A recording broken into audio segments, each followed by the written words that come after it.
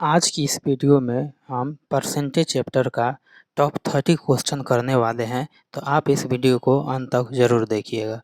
तो पहला क्वेश्चन है कि यदि किसी वृत्त के त्रिज्या में 10% की वृद्धि की जाए तो क्षेत्रफल में कितने परसेंट की वृद्धि होगी।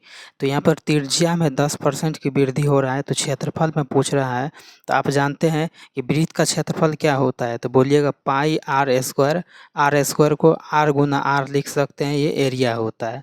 अब यहाँ पर देख लीजिए कि त्रिज्या में 10 का वृद्धि का मतलब आर में 10 का वृद्धि और आर में 10 का वृद्धि। अब देख लीजिए यहाँ पर कि दो लगातार वृद्धि में अगर एकल वृद्धि निकालते हैं तो इसका फार्मूला लगाते हैं x प्लस वाई इन बाय 100 लगाते हैं इसका फार्मूला। तो इसी तरह से आप यहाँ पर लगा सकते हैं कि 10 प्लस 10 10 गुना 10 बाई 100, तो 10 प्लस 10 क्या होगा 20, और 10 को 10 से गुना करेंगे 100, 100 में 100 से डिवाइड करेंगे 1 और 1 यहाँ पे ऐड कर देंगे तो कितना होगा 21। इसे बहुत सारे मेथड से लगा सकते हैं, आप इसे रेशियो मेथड से भी लगा सकते हैं और बहुत सारा रूल होता है। पाई को भी यूज करके बना सकते हैं, लेकिन इसमें ध्यान रखिएगा पाई का इसमें आप यूज नहीं कीजिएगा, चूँकि यहाँ पर पाई एक कांस्टेंट वैल्यू होता है और परसेंटेज में कांस्टेंट वैल्यू का कोई वैल्यू नहीं रहता है। यहाँ पर देख लीजिए अगर रेशियो मेथड की बात करेंगे तो 10% का मतलब क्या होता है 1/10 होता है। तो क्या होगा 1/10 का मतलब हो गया कि 10 में 1 का वृद्धि का मतलब क्या 11, तो 10 से 11 और 10 से 11। बोलिएगा सर 2 बार आप क्यों लिखे हैं 10 से 11 10 से 11, चूँकि यहाँ पर क्षेत्रफल की बात कर रहे हैं और क्षेत्रफल में क्या होता है आर स्क्वायर होता है। तो स्क्वायर का मतलब क्या है 2 बार। तो 10 को 10 से गुना करेंगे तो 100 होगा और 11 को 11 से गुना करेंगे तो 121 होगा। अब देख लीजिए 100 से 121 में कितना का वृद्धि हो रहा है, तो बोलिएगा सर 21 का वृद्धि हो रहा है किससे 100 से इंटू 100%। तो इसको हल करने पर क्या होगा 21%। तो इस क्वेश्चन का आंसर क्या होगा 21% होगा। चलिए नेक्स्ट क्वेश्चन की ओर चलते हैं।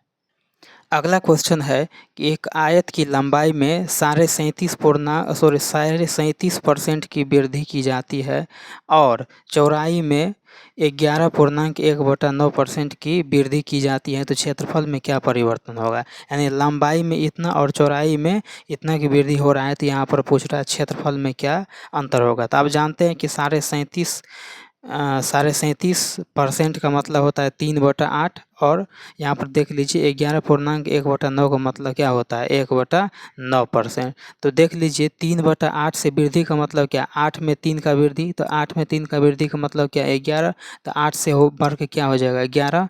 यहाँ पर देख लीजिए 9 में 1 का कमी, तो 9 में 1 का कमी का मतलब क्या 8। अब देख लीजिए इन दोनों गुना कीजिए, तो 9 को 8 से गुना करेंगे तो क्या होगा 72 और 11 को 8 से मल्टीप्लाई करेंगे तो 88 हो जाएगा।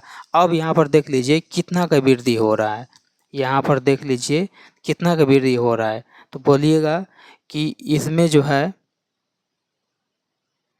नहीं, इसमें देख लीजिए इसमें कमी यहाँ पर हम लिखे, लेकिन सवाल में वृद्धि की बात कर रहा है तो वृद्धि वाला में चलिए। तो 9 में 1 से बढ़ जाएगा तो क्या होगा 10, तो 8 से 11 होगा, 9 से 10 होगा, तो इन दोनों गुना करेंगे तो 72, इन दोनों गुना करेंगे तो क्या होगा 110। इसमें कितना का वृद्धि हो रहा है तो 38 से कितना किससे 72 से इंटू 100%। अब इस सबको कैलकुलेशन कीजिएगा तो 52.7% इसका आंसर आएगा। उम्मीद करते हैं कि ये भी सवाल आप समझ गए होंगे।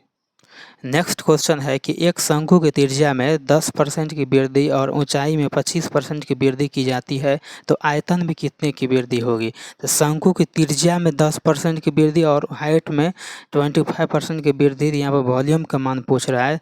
अब इससे पहले हम बता चुके हैं कि परसेंटेज चैप्टर में कांस्टेंट वैल्यू का कोई मतलब नहीं रहता है। तो शंकु का आयतन क्या होता है 1/3 पाई आर स्क्वायर एच होता है, ये वॉल्यूम का होता है। तो कांस्टेंट वैल्यू का कोई मतलब नहीं रहता है। तो आर गुना आर, आर स्क्वायर का मतलब आर गुना आर 10% और एच का मतलब क्या यहाँ पर है, तो एच बराबर ऊंचाई कितना दिया 25%। तो अब यहाँ पर देख लीजिए इसको बनाने का तरीका कि अगर 10% की वृद्धि हो रहा है, इसका मतलब 1/10, 10 में 1 का वृद्धि का मतलब 11, तो 10 में 1 का वृद्धि का मतलब 11। उसके बाद 2 बार है ना आर स्क्वायर, आर गुना आर, 10 में 1 का वृद्धि 11 होगा। उसके बाद हाइट में 25% की वृद्धि का मतलब 25% का मतलब होता है 1/4। 1/4 में वृद्धि का मतलब क्या, 4 में 1 बढ़ा देंगे तो कितना होगा 5, तो 4 से कितना हो गया 5, ऊपर वाला गुना करेंगे तो 400, नीचे वाला गुना करेंगे तो 605। तो कितना का ओवरऑल वृद्धि हो रहा है, तो बोलिएगा 205 का वृद्धि हो रहा है। किससे हो रहा है, तो 400 से इंटू 100% यहाँ पर लिखिएगा 100%। अब इसको कैलकुलेशन करने में कितना होगा, तो 51.25% इसका आंसर हो जाएगा। अगला क्वेश्चन है कि एक वृत्त के क्षेत्रफल में 44% की वृद्धि की गई हो तो बताएं कि त्रिज्या में कितना परसेंट की वृद्धि होगा। ये सबसे मोस्ट इम्पोर्टेंट क्वेश्चन है और ये सभी से क्वेश्चन बनता भी नहीं है। चलिए इसको हम बताते हैं। जैसे ही आपको क्षेत्रफल दिखे तो क्षेत्रफल में क्या होता है, स्क्वायर होता है। तो सीधा क्या करेंगे, 44% वृद्धि का मतलब क्या है, 100% का मतलब होता है 100, और 100 में अगर 44% का वृद्धि हो गया इसका मतलब 144। तो आप सीधा ट्रिक से सवाल बनाइएगा कि 100 से बढ़ के कितना होगा 144। आप बोलिएगा कि सर यहाँ पर रूट क्यों लिए, चूँकि यहाँ पर क्षेत्रफल है, क्षेत्रफल है, तो यहाँ पर क्या करेंगे, तो 2 यहाँ पर ले लेंगे करने के अंदर। अब देख लीजिए 100 का वर्गमूल कितना होगा 10, और 144 का वर्गमूल 12, कितना का वृद्धि हो रहा है, तो बोलिएगा यहाँ पर 2 का वृद्धि हो रहा है। किससे, 10 से, इंटू 100%। अब इसको काटिए कितना होगा, 10 बार में कटेगा, 10 को 2 से गुना करेंगे कितना होगा 20% हो जाएगा। उम्मीद करते हैं कि ये भी सवाल आप समझ गए होंगे। बाद बाकी आप इस तरह से भी बना सकते हैं, लेकिन ये तरीका सबसे बेहतरीन तरीका है, ये तरीका सबसे अच्छा तरीका है।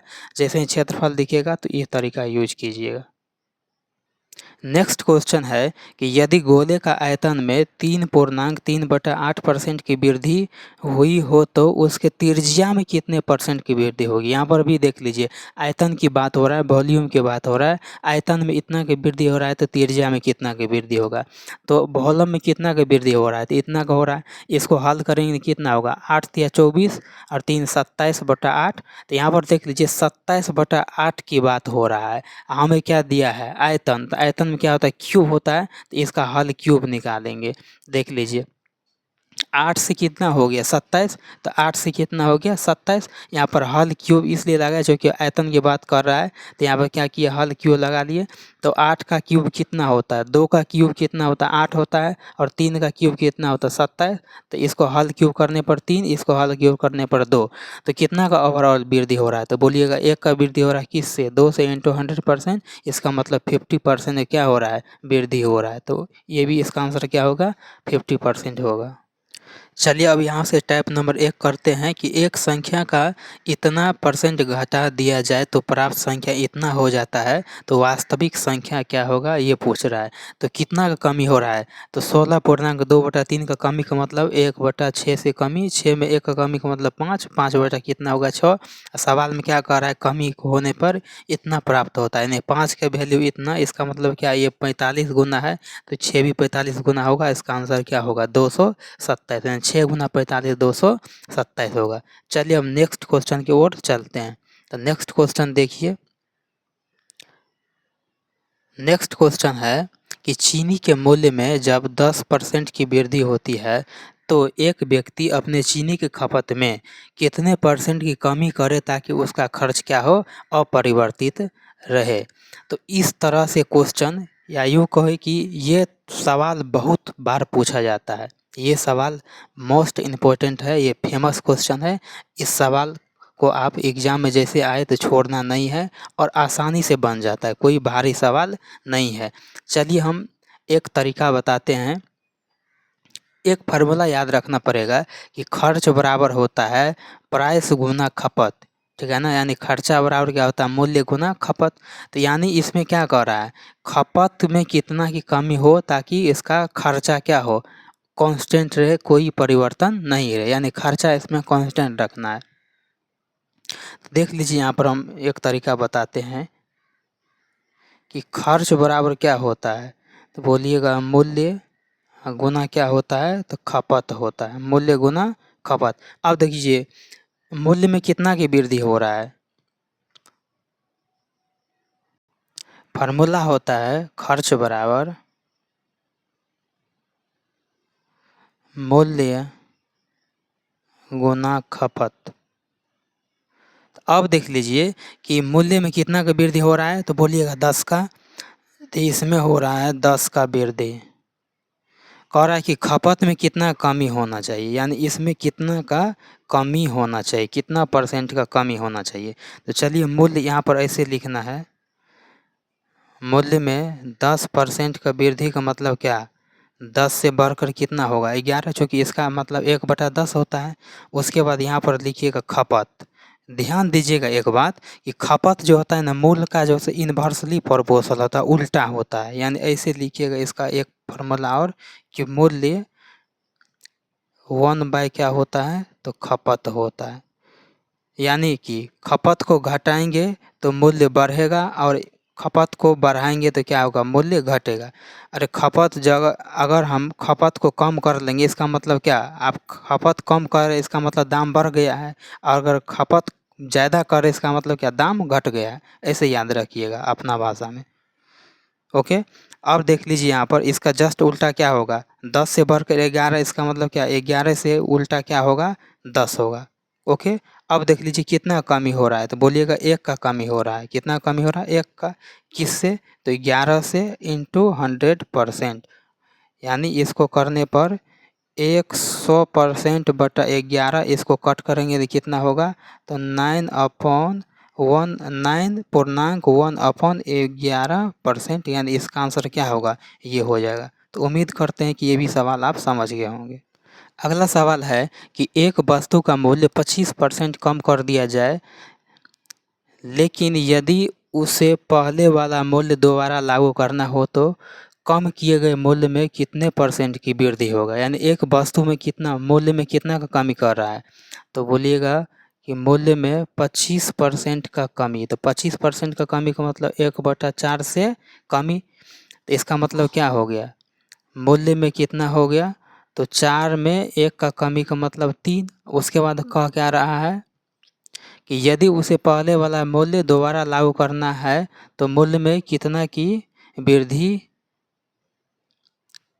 यदि उसने पहले वाला मूल्य दोबारा लागू करना हो तो कम किए गए मूल्य में कितना की वृद्धि होगा।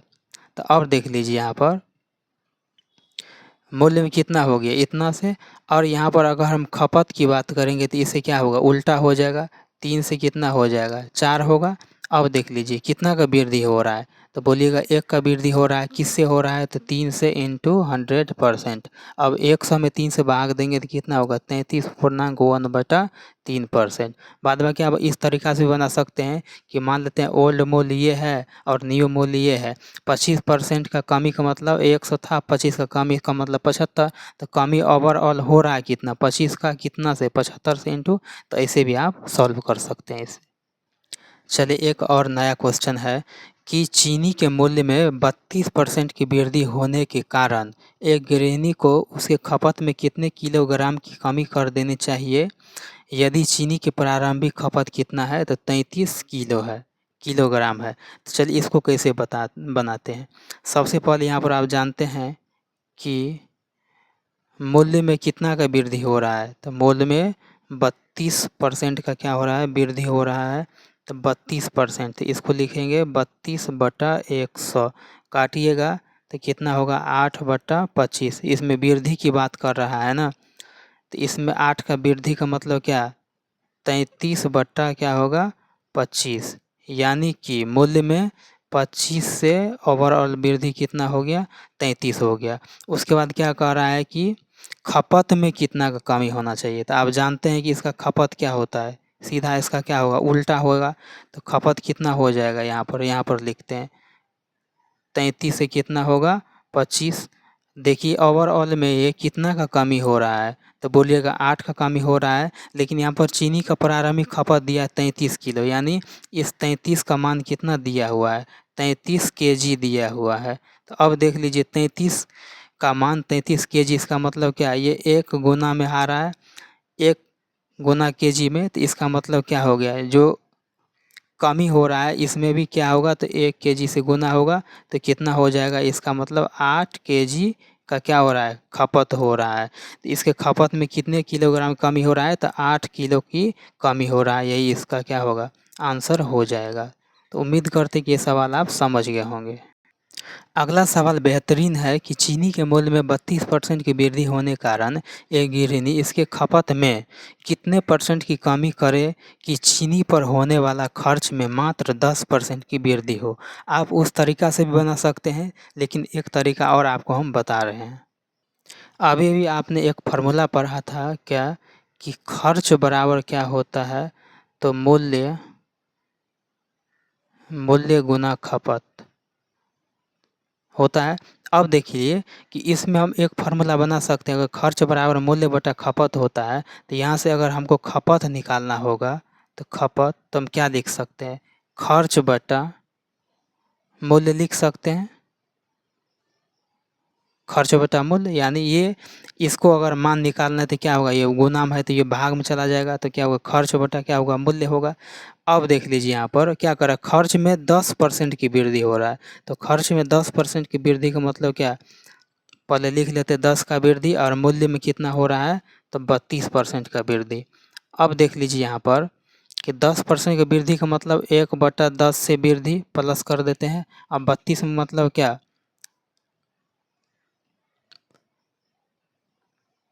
32 बट्टा क्या होगा, 100। तो 100 में कितना होगा, ये 32 हो जाएगा। अब इसे अगर हम काटेंगे तो कितना होगा, तो काटेंगे तो कितना होगा, ये 8 हो जाएगा। 4 से काटेंगे तो और कितना हो जाएगा, ये 25, यानी 8 बटा कितना हो गया, 25। तो यहाँ पर देख लीजिए, सीधा हम इसको ऐसे लिख सकते हैं, ऐसे लिख सकते हैं कि 10 में 1 का वृद्धि का मतलब कितना हो गया, 11/10, और बट्टा यहाँ पर देख लीजिए 25 में 8 का वृद्धि का मतलब क्या, 33/25 लिख सकते हैं। बोलिए हाँ। अब देख लीजिए 11 बटा कितना हो गया, 10, सबसे नीचे चला जाएगा क्या, ऊपर, और ये वाला आ जाएगा यहाँ पर 33। अब काटिए इसको, इससे 3 बार में कट जाएगा, तो ऊपर में कितना हो गया, 25, और नीचे में कितना हो गया, 30 का। तो कितना का कमी हो रहा है, तो बोलिएगा 5 का कमी है। किससे, 30 से, और इंटू 100%। इसको काटेंगे तो कितना बार में, 6 बार में जाएगा। तो इसका मतलब हो गया कि 100% बटा 6, और 100/6 का मतलब कितना होता है, इसको परसेंटेज में काटेंगे तो कितना हो जाएगा,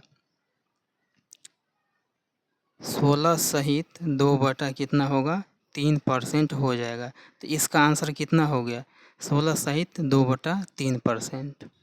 अगला नेक्स्ट सवाल देखिए कि चीनी के मूल्य में 20% की वृद्धि कर दी गई, तो चीनी का खपत कितने किलोग्राम से घटा दी जाए कि उसका खर्च 5% से बढ़े यदि उसका मूल्य खपत 72 kg हो। वही फार्मूला लगाएंगे, कौन, खपत बराबर खर्च बटा क्या होगा, मूल्य हो जाएगा। खर्च में 5% की वृद्धि, मूल्य में 20% की वृद्धि। तो 5% की वृद्धि का मतलब क्या है, 1/20। तो 1/20, और 20% का वृद्धि का मतलब क्या, 1/5 से वृद्धि। तो यहाँ पर देख लीजिए वृद्धि का मतलब क्या, 21 बटा होगा 20, इसमें क्या होगा, 6 बटा होगा 5। डिटेल से चलते हैं, 21/20 नीचा वाला सबसे ऊपर चला जाएगा, ये यहाँ पर आ जाएगा। इसको काटेंगे कितना बार में कटेगा, 4 बार में कटेगा, यानी 21 बटा कितना हो गया, 24। 21/24। लेकिन यहाँ पर कह रहा है कि इसका मूल्य खपत कितना है, 72 kg है। तो यहाँ पर इसको लिख सकते हैं ऐसे, खपत बराबर 21/24। यहाँ पर मूल्य खपत कितना दिया हुआ, 24 का मान दिया है, 72 kg। तो कितना गुना है, ये तो 3 गुना है। तो इसका मतलब ये कितना हो जाएगा, ये भी 3 गुना होगा, और 21 दिया कितना होगा, 63 kg आंसर। 63 kg क्या होगा, इसका आंसर होगा। नहीं, 63 इसमें नहीं होगा। यहाँ पर गौर से देख लीजिए, चीनी के खपत में कितना से घटा दी जाए। तो यहाँ पर देख लीजिए इसको घटाना है, ये नहीं होगा, ये गलत हो गया। फिर से बनाते हैं। 21/24 है तो कितना का कमी हो रहा है? तो बोलिएगा 3 का कमी हो रहा है। किससे? 24 से। तो अब यहाँ पर देख लीजिए 24 का मान कितना दिया है? 72 केजी दिया है। तो ये अगर 3 गुना होगा तो ये भी क्या होगा? 3 गुना होगा और 3 को 3 से गुना करेंगे तो 9 केजी होगा। ये होगा इसका आंसर। 9 केजी इसका आंसर हो जाएगा। ओके, समझ गए? क्योंकि यहाँ पर घटाने की बात हो रहा है तो हम भी घटाएंगे। तो उम्मीद करते हैं कि ये भी सवाल आप समझ गए होंगे। तो चलिए आज इतना ही सवाल को करते हैं। नेक्स्ट क्लास लेकर आएंगे तो उसमें इससे आगे का क्लास सब करा देंगे। तब तक इस वीडियो को देखने के लिए धन्यवाद। अगर ये आपको वीडियो अच्छा लगे तो वीडियो को लाइक कीजिएगा, शेयर भी कीजिएगा, कमेंट भी कीजिएगा कहाँ आपको समझ में नहीं आया है, और दोस्तों के साथ शेयर भी कीजिएगा ताकि ये चैनल और बड़ा हो सके और आपके लिए हम कुछ अच्छा और कर सके। ठीक है, थैंक यू इस वीडियो को देखने के लिए।